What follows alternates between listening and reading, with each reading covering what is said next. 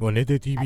Attorney. Mali, Your mali. premise is wrong. I'm sorry to say, Angela. Aha. Sinasabi mo, okay ba ang pagbabanta? Yun din ang tanong ni Ontiveros eh. So, magiging okay pala. Hindi nga nagbantay.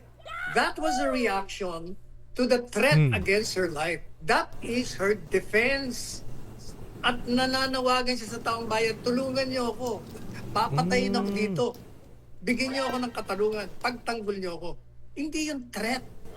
Eh, sinasabi na nga ng abogado ng gobyerno na si Johnny Ponce Enrile, it's not a threat. So, why do we keep on insisting that that was a threat? Mismong lawyer na ng gobyerno nagsabing hindi threat yan. Politika lang yan.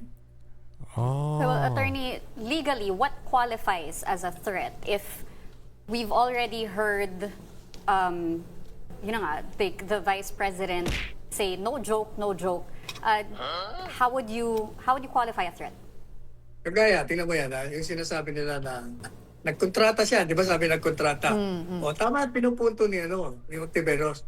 O hindi naman yun napapatunayan na may nagkontrata nga ng assassin yan. So ang tanong ko sa inyo, ano ba ito? Krimen ba ito? O masamang asal lang ang ginawa ni Yun Inday ang Sara? punto doon. Palagay ko masamang asal, no? Pero ang sinasabi kasi nila dito, threat. Hindi pa pala eh. Gusto niyo bang mapanood yung buo? Ayun, andyan po sa comment section yung link.